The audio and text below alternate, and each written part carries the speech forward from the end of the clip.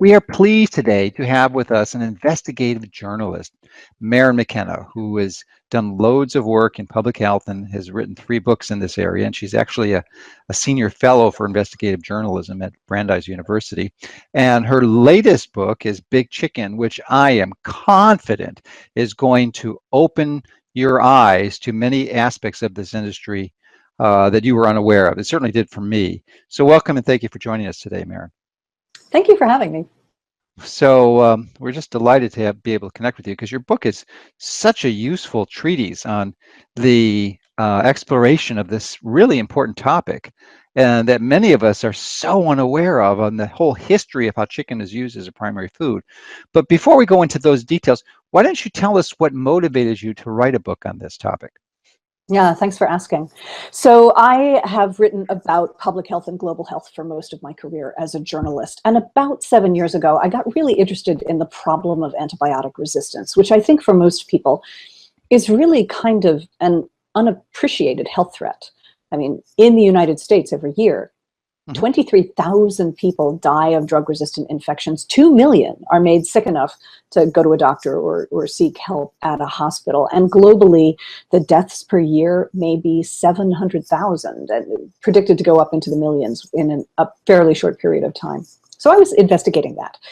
And I was trying to tell the story of the rise of antibiotic resistance, kind of through the biography of one organism. So I was reading a lot of scientific papers and looking at a lot of international statistics. And I ran across a statistic that really kind of snapped my head back, which was that in the United States, in an average year, 4 times as many antibiotics are sold for use in livestock as are sold for use in human patients. Now, I was in the midst of doctors and researchers and drug developers who were all saying to me, antibiotics are precious. Antibiotics are threatened by antibiotic resistance. We are about to lose them and return to the pre-antibiotic era. We have to protect their power and conserve them. And I could not make sense of how, in the same space and time, we were both getting messages that we had to protect antibiotics, and at the same time, spending antibiotics so freely, mostly to be fed to animals that are not sick. And that contradiction is what sent me on the journey that ended up in this book. Well, your book does a magnificent job of answering that question that you had. So congratulations on compiling a resource that answered it, because it really goes deep and gives the backstory as to why this happened. But why don't you start explaining it? Because I mean, obviously it's Big Chicken, and most people aren't aware of the history. I certainly wasn't. So why don't you walk us through the history of how chicken developed, and and how they grew so enormously, and obviously how they eventually integrated antibiotics as growth promoters. But it's a very interesting story. So I'll start with the end of the story first, because then the going back to the beginning of the history will make sense. The short version is that we give antibiotics to most of the meat animals on the planet on most days of their lives. And we don't give them those antibiotics because the animals are sick. We give them because back in the 1950s, it was discovered that if you give tiny doses of antibiotics to animals, much too small to cure an infection, you will cause them to put on weight faster, which is an economic benefit to the farmer or the producer. And then a little while after that, it was discovered that if you gave a slightly larger dose, but still not enough to cure an infection, so what would technically be called a subtherapeutic dose, you could protect animals from the diseases that spread in crowded barns and feedlots, those barns and feedlots becoming crowded because of this temptation to grow animals faster and faster. So that's where we are today, all around the world. Hundreds of thousands of tons of antibiotics going into animals. That's true, but the story isn't as discouraging as you relate it, because you have some very exciting new developments that is happening that's moving in a different direction. We'll talk about that later, but there is hope. Don't get discouraged. There is. I feel like this is a story that has a positive turn at the end. So where does the story begin? It begins at the beginning of the antibiotic era. Now, most of us don't really realize, I think, that we haven't actually had antibiotics that long, because all of us were born within the antibiotic era, which starts in 1928, when Alexander Fleming leaves a window open in his laboratory in London. Something blows into the plates of staph bacteria he's working with and kills them. And what he discovers that what kills the bacteria is a compound excreted by the natural mold penicillium. And out of that we get the first antibiotic, penicillin, which becomes rolled out on the battlefields of World War II in 1943, enters the market in about 1945 for everyday people, and is so successful that other companies that were making what at the time would have been sort of patent over-the-counter medicines decide that they too want their own antibiotics. And so from 1945 to 1948, that's really when antibiotics come on the market, right at the end of World War II, and are a massive success. But another interesting thing happens at the end of World War II, which is that the food system gets very fragile, partly because of the destruction of the war, because flocks and herds have been decimated, arable land has been ruined by troop movements, we can't get protein out of the oceans because all the fishing fleets have been commandeered by navies. And so there's both a sense that the food system is fragile, and also because the guaranteed market in the United States for feeding soldiers and sailors goes away with the end of the war. There's a lot of overcapacity that the food system has to account for. And so there's this push to save money. And the way that food producers save money is by giving their animals cheaper feed. Then they have to go look for a supplement that's also inexpensive to compensate for that feed being cheaper and less nutritious. And so in this search for supplements, a specialist in the dietary needs of chicken, who happens to be working for one of those companies that's making one of the first antibiotics, goes in a search for those supplements, and kind of casually, as one of the supplements he's trying, uses the dried manufacturing leftovers from his company's drug, which is called oreomycin. It's the first of the tetracycline class of drugs. And to his amazement, the baby chicks, the chicken starts this story, the baby chicks that get the dried oreomycin leftovers grow more than twice as fast, put on twice as much weight as any of the other chicks in his experiment, getting any other supplement. And from that, a worldwide industry of giving antibiotics to animals is born. Within 5 years. American farmers are giving their livestock 500,000 pounds of antibiotics a year, and now it's over 30 million pounds. That is a fascinating story, but let's paint the picture a little broader with respect to going back into the history of chickens and how they were just these scrawny little birds that no one would have ever thought to consume as a primary meal. And then they've evolved essentially to the point where it's the primary meat source in the United States and, in fact, most of the developed world. It's a fascinating story. So if you could walk us through that, it would be great. Sure, and it's true that chicken is the meat that we eat in the United States more than any other, by far, more than, I think it's up to now 91 pounds for every man, woman, and child in the United States. And chickens are growing fastest in consumption around the world because chickens are a very easy animal to raise. They don't take a lot of land, they can eat scraps, you can pack them in quite close. So where does all that begin? Well, if we went back to the time of our grandparents or great-grandparents, almost everyone probably raised chickens. Mostly they were out the back door or in the barnyard.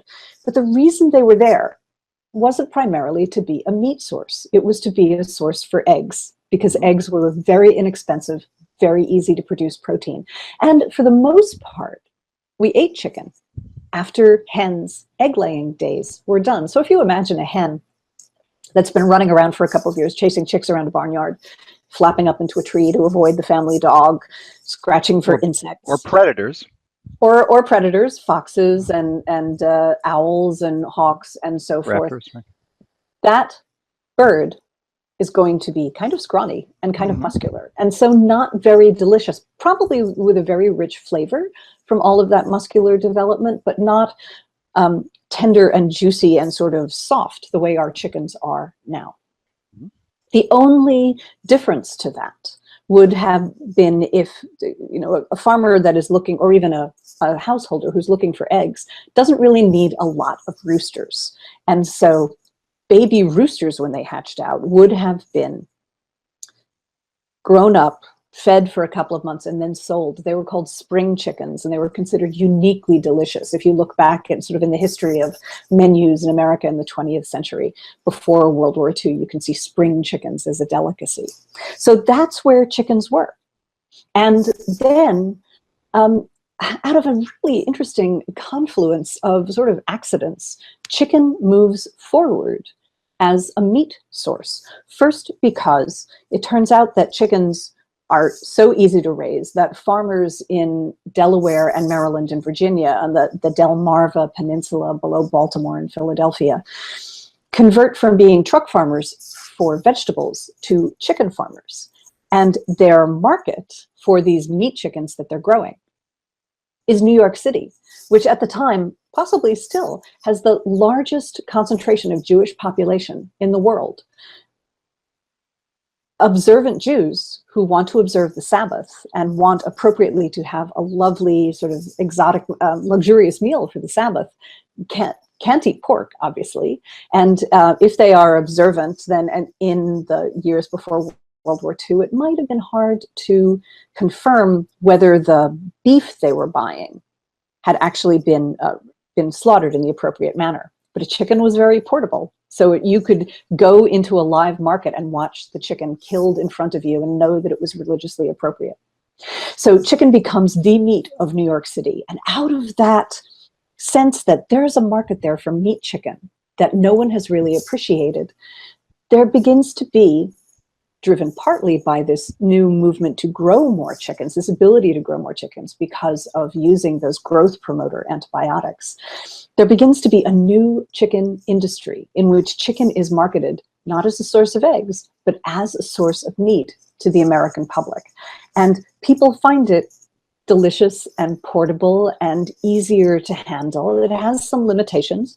There's not too many things that you can do with a chicken except roast or, bake or broil a chicken. The chickens are eventually sort of bred into a different shape, the shape that we know today, by a nationwide contest called the Chicken of Tomorrow contest from the late 1940s to the early 1950s, in which chickens are reshaped by breeders to be the breast-heavy, docile, white-feathered, tender, not exercising birds that we know today. So there's this series of both historical accidents and technological innovations that get us to the point where right now, compared to the chickens that were around in the 1950s, they get to twice the slaughter weight in half the time. Yeah, it's an enormous statistic.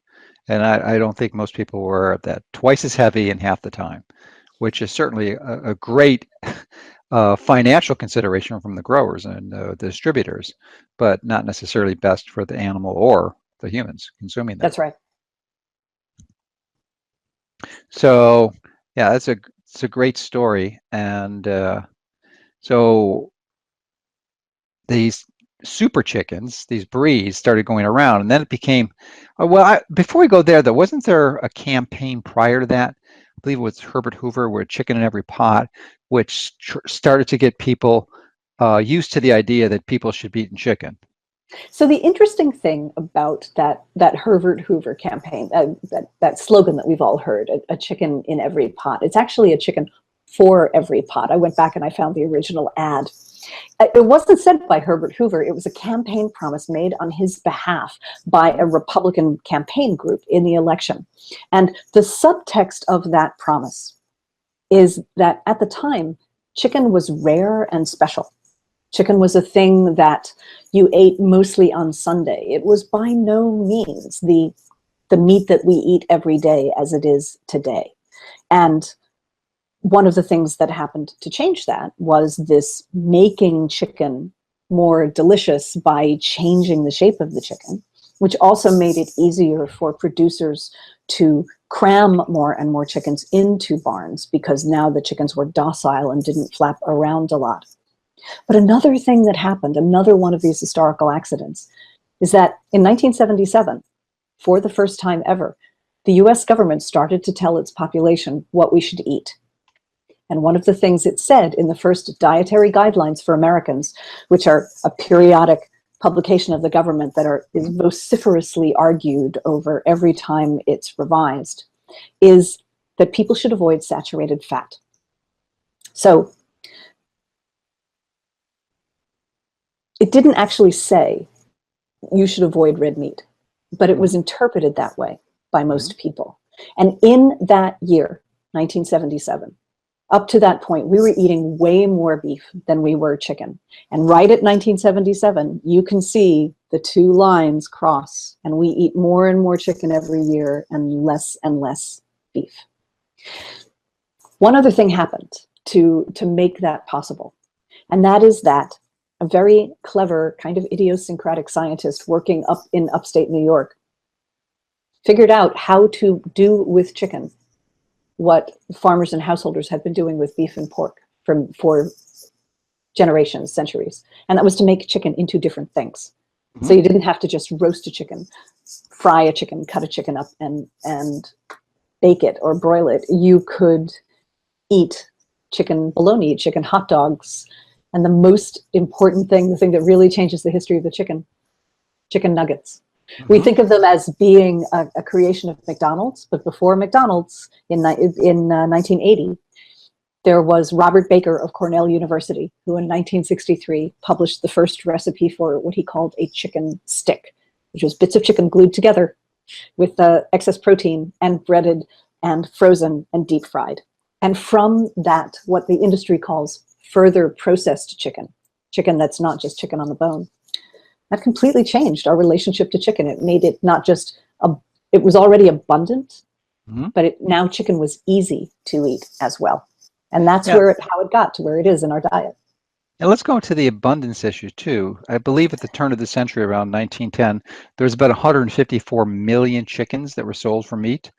And that increased to like nearly 600 million by 1949 when the growth promoter, antibiotics as growth promoters kicked in. So that's a big increase from 150 million 4 times to 600 million. But what is it now, 60 or 70 years later? I think it would really shock people to know how many chickens we grow in the United States. In fact, the United States produces, just in meat chickens, almost 9 billion, with a B, chickens a year. I live in Atlanta. Georgia is the #1 chicken producing state in the United States. We produce about 1.4 billion chickens. If Georgia were an independent country, we would have a chicken economy that ranked somewhere up there with China and Brazil. And it's really extraordinary to me.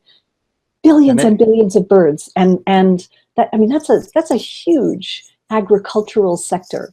And we almost never see those chickens because of the way they're raised. And they also go along with Coca-Cola's home bases in Atlanta.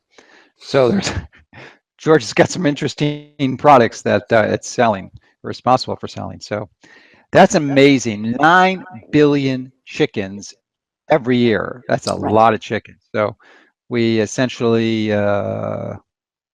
went up almost 15, 16 times since 1950, which is not surprising considering the aggressive industrialization and marketing campaigns that went behind this. And I think many of our viewers are somewhat familiar with the CAFO process and the absolutely inhumane conditions that these animals are raised in. And we haven't touched on that yet, but I'm wondering if you could describe the history of how that evolved and some of the really tragic injustices that are being done to these animals. So chicken production in the United States is an extraordinary business structure that subsumes, but that it makes both animal welfare and the rights of farmers secondary to the structure of the profits of the business. So if you think back to what we just talked about, to the way that chickens physically changed from being a kind of scrawny, feisty bird that fed itself and ran around a barnyard, and then was changed by the routine administration of antibiotics into a bird that could be produced faster and faster. It makes economic sense, and it makes sort of logistical sense that if you're going to start raising more and more chickens, you don't want them running all over the place. And so precision breeding brought chickens into a new, sort of like a new format into which they didn't fly very much. They just kind of sat up and down. They were very docile. They didn't want to roam around a lot. And that made it possible, preferable to pack them more and more into barns, which are called houses in the industry, because the chickens didn't really kind of fight back. Chickens actually sort of uniquely lend themselves to industrialization because they're small, they don't live very long, they don't fight back, you can breed new traits in very quickly. And so where we are today is that most meat chickens are raised in these giant houses, which are as long as a football field, 25 to 35,000 at a time. For most companies, the walls of the sheds are solid, so they don't get any natural light. They live in an artificial day with an artificially shortened night. They mostly stay in the same place. They don't move very far. They don't flap very much. And on average, they only live 42 days. So a chicken at the point at which we eat it, though it is a full-size chicken of 5 or 6 pounds, is only barely a teenager, possibly less, maybe still a child within what would be the normal evolutionary lifespan of a chicken. Mm-hmm. And the thing that is so extraordinary, that's the backdrop of all of that, is the business structure that grew up to enable these giant farms with these giant houses to happen, which is that uniquely in the among all other industries, the farmers who raise chickens don't actually own the chickens. They own their land, usually, although they're probably paying a mortgage on it. They pay to build those houses. They own their debt, and they own the manure that comes out of all those houses. But the company they grow for, the company to which they're contracted, they're called contract farmers, buys the genetics from a genetics company, hatches the chicks, takes the chicks to the farmers, brings the feed to the farmers, picks the birds up 6 weeks later, takes them to a company-owned slaughtering plant, slaughters them, packages them, distributes them, and negotiates the wholesale and so forth contracts. So almost everything that's profit-making in the process of raising chicken belongs to the corporation, and almost everything that is difficult or economically perilous about it remains with the farmer. Yeah, it's a classic distribution system that exists in so many areas. So thank you for expanding on that. And one of the things we overlooked was the collusion between these federal regulatory agencies like the FDA and industry.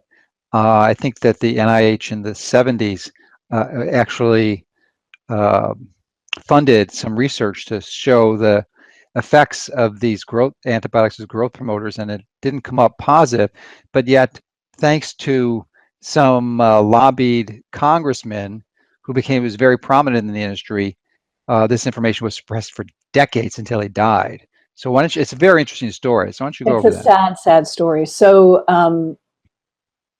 what happened was this. So to be clear, the problem with giving antibiotics to meat animals in the way that we're talking about is it's not, I hope that people understand this because this is a really important point. We're not consuming antibiotics when we eat those animals. If they've been given so much antibiotic that there's actually antibiotic in their flesh, that is regulated by law in the United States. That's called antibiotic residue. The peril here is that when we give antibiotics to animals, that process that causes them to put on weight more rapidly is the changing of their gut microbiome, the bacteria that live in the guts of them and us and every living thing. And in the process of affecting that bacteria, some of those bacteria become antibiotic resistant. Now, those antibiotic resistant bacteria are in the animal's guts. And so one of two things happens. Either they pass out of the animal in its manure, and then that manure contaminates the farm environment, and those antibiotic resistant bacteria pass through the environment on a variety of pathways.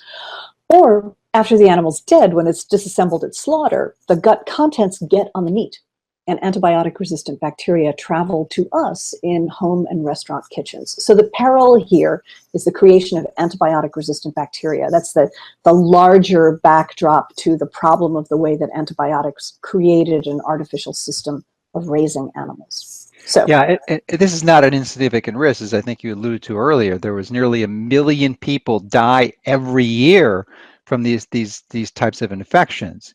And right. how many would that be about in the United States? In the From United States, chickens alone. Any guess? Was it like a few 100,000 that are dead? I mean, it's dozens of people every day. I'm sure they're dying from this so process. 23,000 people a year die Okay. from antibiotic-resistant infections in the United States. And a further, something like 48 million people a year have foodborne illnesses in the United States, some percentage of which, it's not very well measured, are antibiotic resistant. So the problem of antibiotic-resistant foodborne illness is an enormous problem. And it's actually how the issue of giving antibiotics to meat animals first was exposed as a danger. First in England and then in the United States, it was noticed in the 1960s and 70s that there were suddenly very large outbreaks of antibiotic-resistant foodborne illness, which was a thing that had never existed in the world before. And so, as you mentioned, in the United States, England actually successfully controlled this practice. In 1969, a government commission told the English government, we really should ban the use of growth promoters. And in 1971, they did. They were the first government anywhere to do that. And that directed attention to the United States because we, after all, were the historic home of growth promoters. And so in 1977, it was the beginning of the Carter administration, which was a very activist, reformist administration coming in as outsiders to Washington, wanting to change a lot of things about the government. And one of the people in that crew of reformers was a new FDA commissioner. His name was Donald Kennedy. He later went on to be the president of Stanford University. And he came into office swearing that he was going to take away the licenses for growth promoters that the FDA had approved in the 1950s. And he proposed to hold a hearing in 1977 in which he would challenge the drug manufacturers, the antibiotic manufacturers, to prove that there was no risk from their products used in animals. And if they could not prove that, he was going to take the licenses away. And as you mentioned, he never got to do that. A very powerful congressman who had oversight over the FDA's budget communicated via a back channel to the White House and said, if this hearing goes forward, I will hold hostage the entire FDA budget. Well, the Carter administration, they were reformers, but they weren't dumb about politics, and they knew they had a lot of other battles that they wanted to fight with regard to the things that the FDA has oversight over. And so they communicated back channel to their own agency head and told him his own hearing could not go ahead. And that Congressman Jamie Whitten of Mississippi, actually put a rider on the appropriations bills that said that until he said otherwise, the FDA could not invest in research into whether antibiotics used in animals were a risk. And that went on until the 1990s, when Congressman Whitten retired, the longest serving member of the House of Representatives at the time. So the government's hands were tied, even though from that point, decade after decade, every major scientific body, the National Academy of Sciences, the Institute of Medicine, the AMA, even academic researchers funded by the NIH, all said time and time again, antibiotics used freely in meat animals are a grave risk to human health. But it took more than 30 years before we finally got some movement on this issue in the United States. And in fact, that happened just in 2017, just as the Obama administration was going out of office. They created a set of rules that changed how we use antibiotics in animals in the US. Yes, indeed. So some definitely positive steps in the right direction. So all this has been some doom and gloom, and many people know bits and pieces of the story, but I'm sure you expanded their information quite significantly. So let's talk about the good news now, because there is some indeed very good news, some progressive sellers and large sellers of chickens that are actually taking steps in the right direction. And then there's some other sellers who are continue to deceive the public and advertise themselves as natural, totally abusing the term and having some of the worst standards in the industry in their chickens. So that maybe we should expose them first before you go to the good guys. So the issue that we're talking about here is, to remind, is the problem of antibiotic-resistant bacteria issuing from chicken.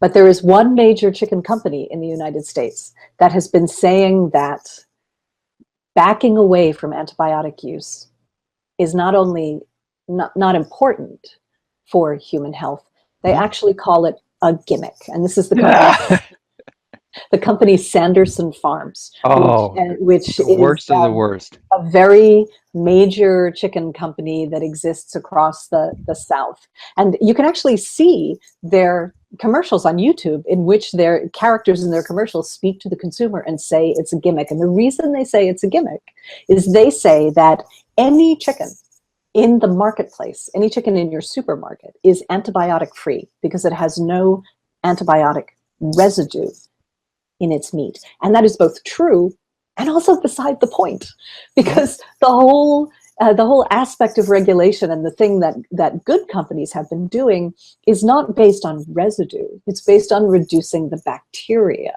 because it's the bacteria that's actually a threat to us. So that's the bad side, but there is a good side. And there's actually a couple of good sides, but the companies first, since we're talking about companies.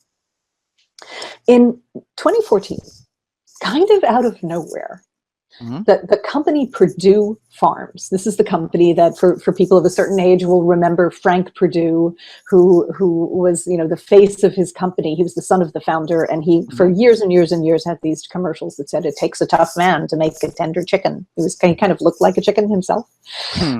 So that the company now is run by his son, the grandson of the founder, Jim Purdue. And Jim Purdue summoned a press conference in 2014 in Washington, D.C., and announced out of nowhere that his company planned to go antibiotic free. In fact, they already substantially were, he said. And at this point in 2018, they are more than 99% antibiotic free. And this completely shocked the rest of his industry and really forced the rest of the industry to follow in Purdue's steps. And after Purdue came Tyson and Cargill and McDonald's and Subway and Taco Bell and many both food production and food service companies followed, because Purdue, which is the fourth largest chicken company in the United States, made it possible for the market to open up to antibiotic-free chicken. Now, the reason I think that Purdue felt they could do that is they were really being pressured by their consumers. They have told me that they would get more than 3,000 comments a month from consumers through phone and email and Facebook and so forth, asking them about antibiotic use in their chickens. And I think that's a signal of something really important, which is that all of these companies felt it was possible to change. And the Obama administration felt it was possible to create those rules that I mentioned because a consumer movement was rising that said to food companies, we no longer want to spend our dollars for meat that was raised with routine use of antibiotics. We don't feel that this is safe. This was said by very large catering departments in hospitals who said this puts our vulnerable patients at risk. It was said by very large food systems in school districts. The first was the Chicago school district, which is the third largest in the country, who said we don't want to feed this to our kids. And then farmers and chefs and family members of people who had had drug-resistant infections all joined into a consumer movement that both said to companies, you have to change or you're not getting our money. And also showed companies that if they did change, there would be a market waiting for them. Well, and it's even better than that, because Purdue is a large company, as you mentioned, the fourth largest chicken producer in the United States, and they're not going to make some stupid chivalrous move that's going to bankrupt them. So they study this thing for years. They did. Which is fascinating. And the results of their study was Yeah, it worked initially, but it's not making a damn bit of difference now. So it's just why they were able to stop. So why don't you expand on that story? So when Purdue did studies in a number of their farms. So remember, they have all these contract farms where farmers are under contract to them. Each farm probably has a number of houses where chickens are being grown. And so in a bunch of different ecosystems, in a bunch of different states, they chose farms that had 2 houses that were built at about the same time. So the conditions would be the same. And on each of those farms, they gave the usual antibiotic-laced feed to 1 flock of chickens and an antibiotic-free feed to the parallel house. And then they tested to see whether there really was a gain anymore, the gain in weight that researcher had perceived back in the late 1940s. And no one looked at it since then, right? Right, I mean, no it's one just had looked. Everyone had assumed that this is just the way it worked, that you always did this because they knew it worked, right? And no one had inquired into it. And what they discovered was that it just doesn't work anymore the way it used to. Probably because back in the 1950s, nutrition was not as precise, genetics were different, farms were probably not as clean. And so antibiotics would have been a crutch for lesser cleanliness and not as good animal welfare. And as those things came up, the crutch of growth promoters could be taken away. So they realized the company, Purdue, realized that they could sacrifice growth promoters, they could save some money, and they wouldn't lose anything. And then the thing that's really interesting is they went from growth promoters to that more interesting question of giving antibiotics to prevent disease in animals crowded together. Remember, 25 to 35,000 birds in a barn. And they realized that they could do other things to stimulate the immune systems of their chickens that didn't involve antibiotics. And, you know, as a journalist, it's kind of an odd situation to be in, to be giving praise to a big company because we're supposed to be taking a hard look at them. But I give them a lot of credit for being so creative in what they looked at, because they did things now like they give herbs to their chickens routinely, and probiotics and prebiotics and, you know, metal salts, all kinds of things that do not stimulate the development of antibiotic-resistant bacteria. They purified the birds' diets. It used to be routine to feed both sort of industrial bakery leftovers and also rendered protein from slaughtering other animals to chickens. They took all of that out. And they managed to do all this, making their chicken antibiotic-free and increasingly healthy without affecting their bottom line. The thing that I especially love about that is that the last step that they took, which is being very influential in the industry, is they realized that another way to stimulate the immune systems of chickens was to let them do the things that chickens had always done, that industrialization had taken away from them. So they started cutting windows in the walls of the barns so that the chickens could get natural light, sunlight on their feathers, which would induce vitamin production. And they gave them things to hop up on and things to flap their wings around and stuff that allowed them to exercise. They are starting to reduce the overcrowding to some. They still are raising a lot of chickens, but not in quite as close quarters as they used to.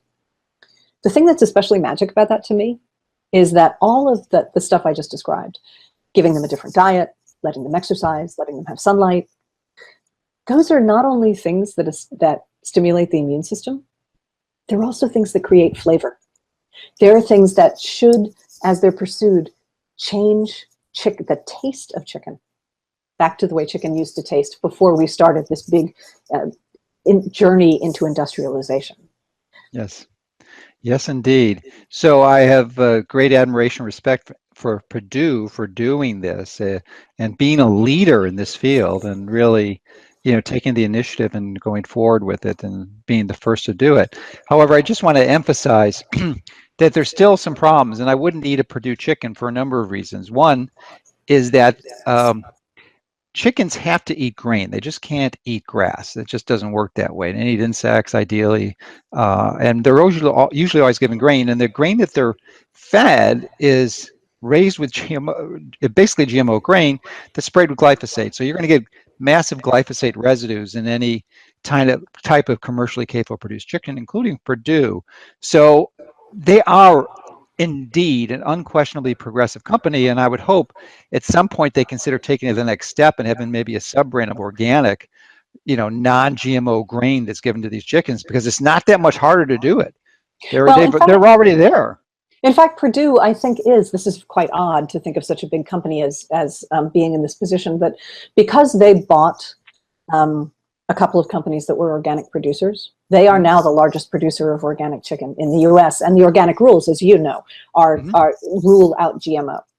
And this, I think, is where the next really big question has to be asked, because in the process of reporting this book that we've been talking about, I went to chicken production systems in a couple of different countries. And I spent time with producers who do work on very, very small farms with very tight government rules in France, and also very large farms that are very industrial, but also are antibiotic-free and very high welfare in the Netherlands. Well, GMO feed, I mean, GMOs in general are not legal in the European Union. So all of these chicken production systems, both the very small ones and the very large ones, are managing to exist without the use of GMOs. And so, if they can do it, the Netherlands is the largest exporter of meat in Europe, I believe, then certainly we can learn to do it too. And it seems to me that if consumers keep pressing for change, then that's where attention's going to go next. Which is really inspiring, and to know that we can make a difference and have made a difference. So the issue is just to push forward and continue with the needed changes. So one of the other types of antibiotics that was a problem is a chemical substance called ionophores. So I'm wondering if you could describe what those are and mention the importance of eliminating them from the feed too, because they're still used. And you can remove the antibiotics, but they may still have ionophores in there. Right. So ionophores, to be just to sort of to define our terms here, ionophores are a class of antibiotic that in chickens are used to eliminate a particular parasitic disease that's called coccidiosis. And it's almost impossible to avoid coccidiosis in one of those big crowded chicken houses. It's not so much a problem for pasture-raised birds. Coccidiosis, that parasitic infection opens birds up to a lot of other very serious health problems. So when the European Union banned growth promoters in 2006, they actually gave ionophores a pass in chicken. They banned them in cattle, because in cattle they do act as a growth promoter. And in the United States, some companies that have moved away from antibiotics in their chicken are holding on to ionophores, or are taking, they're doing things in steps. So for instance, when Tyson followed Purdue and said, we are going to go antibiotic free, this would have been in late 2014 or possibly early 2015, they initially said, we're going to keep ionophores because we need that interim step. But in 2017, they announced that they too had done away with ionophores. And so what this says to me, now ionophores are not so much a risk for consumers of chicken, because they don't create, we don't use ionophores in human medicine. So there's no risk that something will become resistant to ionophores, infect a human, and then we cannot treat it. But what it says to me is that consumers have to be really careful when they're buying meat to ask a lot of questions. I mean, this is the thing that I ask people to do, is first look for chicken that has an antibiotic-free label, but then ask your market or your butcher or wherever you're buying that bird, what does this really mean? What do you know about the practices of the producer? Because under that label of raised without antibiotics or no antibiotics ever, there may be some sort of footnotes that people need to know about. Yes, indeed. So the devil's in the details, and you need to pay attention to that. But let's go into some of the other companies now that are really doing good things. You mentioned Purdue, of course, but then there's also retailers like Chick-fil-A, which I think led the charge, and others that have followed, even McDonald's, that are adopting this, or creating a demand for this type of meat. So can you expand on that? Sure. And, the landscape of wholesale and retail around chicken with the antibiotic issue is really interesting, because, of course, for years before any of this became a political issue, there were some retailers who right from the start said, we're going to be antibiotic free. Whole Foods is a great example. And there were some food service companies that right from the start said, we're going to be antibiotic free. And Chipotle there is a great example. But the movement of companies that you wouldn't really expect into the antibiotic free space is one of the things that's exciting about this story, about the evidence of change. And the greatest example of that is Chick-fil-A, which for people who don't know about it is a fast food chain that is based here in Atlanta, but is very, very common across the US and is very common on college campuses. They make a kind of addictive chicken sandwich with a breaded fried chicken breast and a bun and a couple of pickle slices, and people are obsessional about these sandwiches. Chick-fil-A is also, it's a privately held company that's very explicitly Christian, which is not the social stratum where people usually expect reform in the food system to come from. Sure. But they took a look at what they were doing, and they said that they felt, out of their religious belief, that they had an obligation to be stewards of the earth. And they felt that the pressure they were getting from their customers to reduce antibiotic use or to buy chicken that was raised without antibiotics, that could be folded under what they felt as a religious obligation. And I love the story because there's always this sense, and when you're talking about the food system, that there's only certain people who are going to create change in the food system. But what's happening with antibiotics is that the pressure for change is coming from all sides. You know, it's coming from hospitals, it's coming from schools, it's coming from churches, it's coming from college campuses where there are very activist kids moving toward, you know, forcing meat production companies to change. It's really, it crosses political lines, it crosses social cultural lines. Everyone sees that there really is a risk here. And the reason that that's so great is that we've only been talking about chicken. Right? There's still a lot of change that has to happen to pork and to beef for us to get to a really trustworthy, safer meat production system. And pork and beef are hard because pigs live longer than chickens do, and cattle live longer than chickens do. And they also, in their raising, get moved around a lot. So, you know, chickens on the first between day 1 and day 3 of their lives, when they're little fluff balls, they get dumped in that barn and they don't leave until the night that they are picked up to be slaughtered. But pigs move at least between 2 barns in the course of their lives, and cattle move to different properties. And so the more they move around, the more they're exposed to disease risks. The more they're exposed to disease risks, the harder it is to reduce antibiotic consumption. So all of this consumer pressure coming from all these different axes now needs to turn to to pork producers and to beef producers to show them that this is really what the modern consumer wants, is to have all of their meat, no matter what the type, be antibiotic free. Yes, indeed. And your book does an excellent job of really detailing the enormous success, probably the biggest success in food production I've ever seen, that's happened as a result of consumer pressure. So if we've done it for the number, I mean, admittedly, it's a lot easier for the reasons you cited, but we can't, if it's that's still the #1 source of food or meat that people are consuming, we should be able to do it for cattle and pork. So do you have any recommendations to those listening as to what they could do to catalyze and speed up this process? Just keep asking. You know, I mean, I think that we are where we are because all of these very large consumer movements, these aspects of the consumer movement, you know, big buyers like hospitals and school systems, you know, it's the word I want, the chapters of organizations, animal welfare organizations on college campuses, things like the Humane League and US Purg and so forth, all said, we're just not going to do this anymore. You have to change your practices or you don't get our money. I think it's possible to create that kind of pressure as well. Now, the thing that we really need to look at, though, is that as much as we can change the meat production system in the United States, there's a big world out there. And the United States and Western Europe, though we have controlled some antibiotic use, we're still just kind of a rounding error compared to the growing economies of the developing world, which as they develop, larger middle classes are starting to seek and to buy much more meat.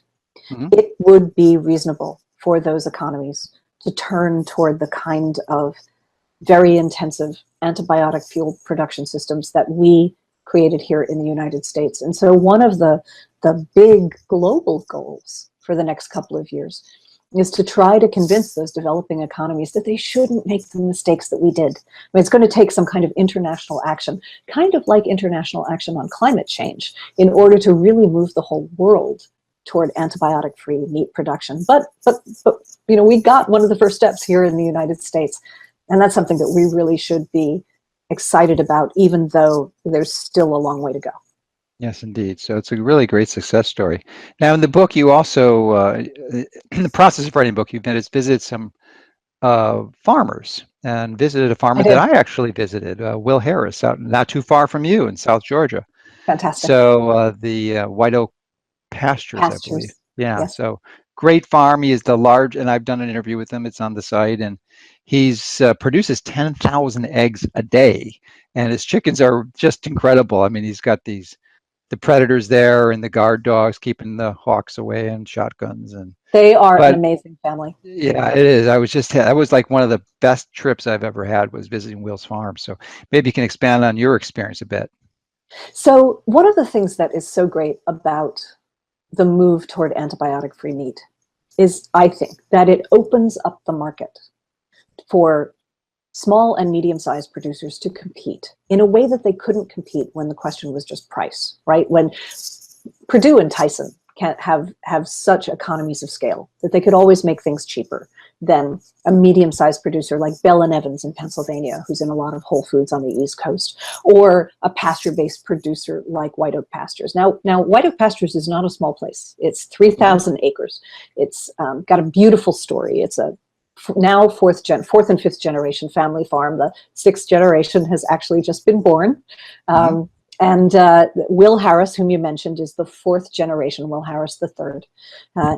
His family story, his family arc, is that farm in deep southwest Georgia went from a subsistence farm in one generation to a truck farm in the second generation to a very modern, post-World War II, fully industrial, fully technological cow-calf operation in the third generation, using antibiotics and hormones and just every technological innovation, everything that said, we trust in science, nothing's ever going to go wrong.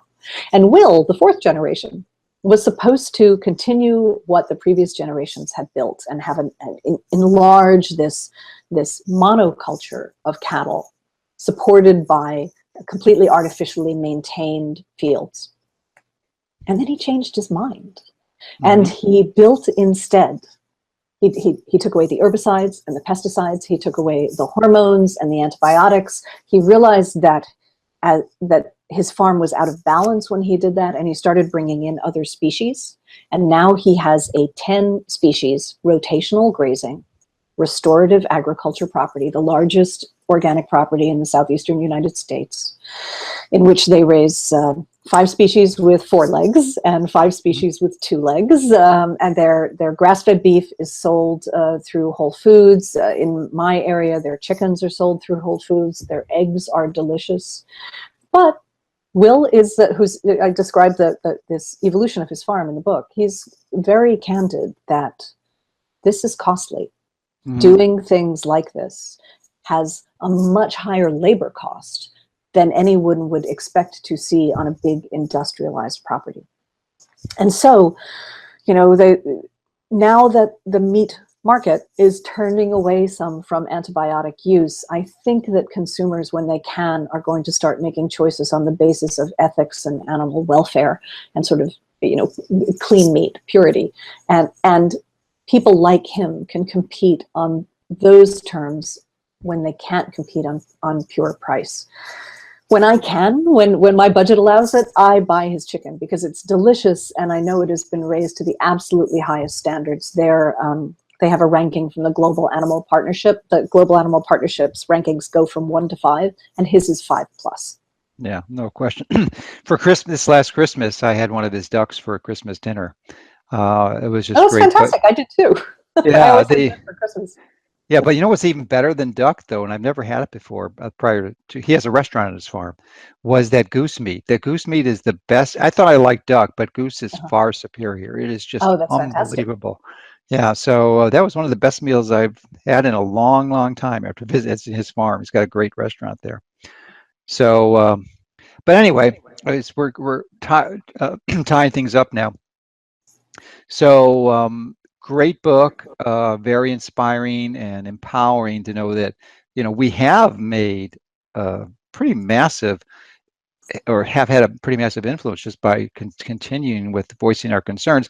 And my recommendation, and I'll let you echo yours, is to be persistent and diligent and know that this has worked in the past. This is a tried and proven strategy. And even though it may seem like an enormous waste of time, which you don't have a lot of extra time, but to do the hard work of contacting, going through the chain, not just trusting the butcher, going to the manager, going to the store owner, and then getting ultimately connecting with the producer. And then if he's not providing the type of meat that you think, then letting the store owner or manager know that this is your preference, and then get some of your friends to do the same thing. And when a lot of people start making those comments, there's going to be change. That's absolutely right. I mean, it's my belief that that is why this change in meat production in the United States happened. It would never have happened without consumer pressure. Yes, the Obama administration did create new rules that banned growth promoters, but not preventive antibiotics in the United States. And there's supposed to be some controls about preventive antibiotics. I think we still have to wait and see if they're really going to work or not. But it's my firm belief that both the administration and the meat production companies felt safe moving because they knew that a consumer movement was waiting for them. And so we can't rest on what we've gotten so far.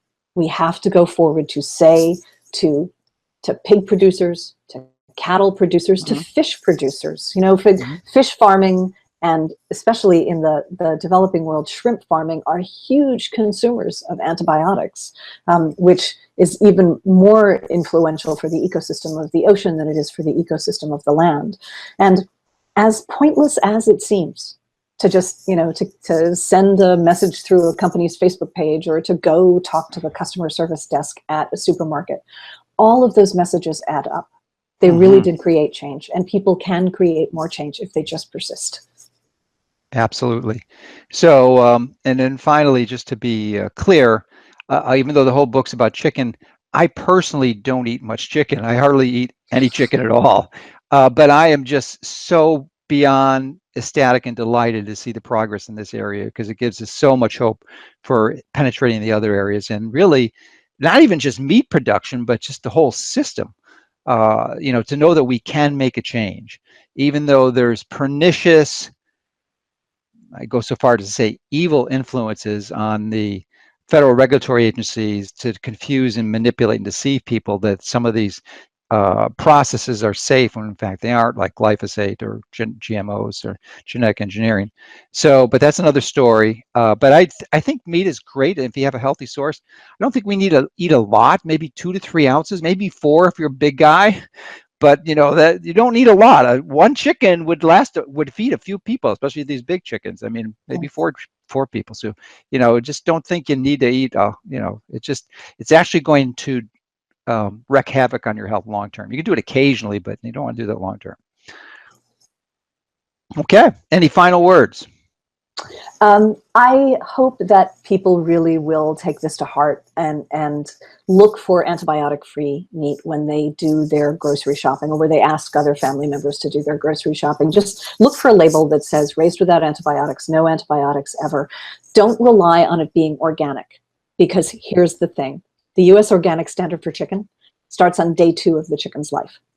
So that chicken, a chicken raised by an organic producer that thinks they're doing everything right, could have been given antibiotics, either injected into the shell or in the first day of life, to cover to protect them in transit to the organic producer. So for me, it's as important to see no antibiotics ever, or raised with antibiotics, as it is to see organic, which covers so many other benefits for the animal. And I really think if people just keep pressing and keep pressing, we're going to see more change. And that has a convenient acronym, I believe, which is N period, A period, E period, all caps, right?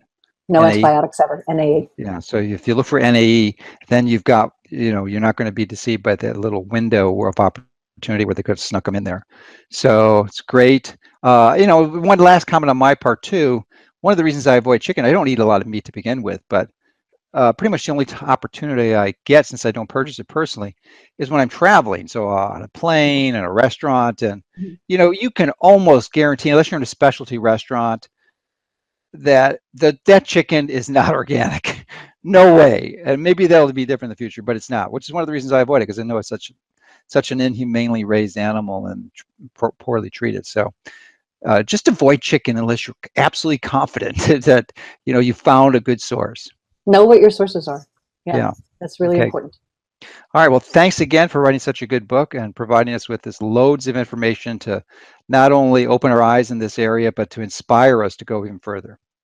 Thank you so much for having me. Thanks so much for watching. Remember, hit the like and subscribe button so you can get more videos that can help you and your family take control of your health.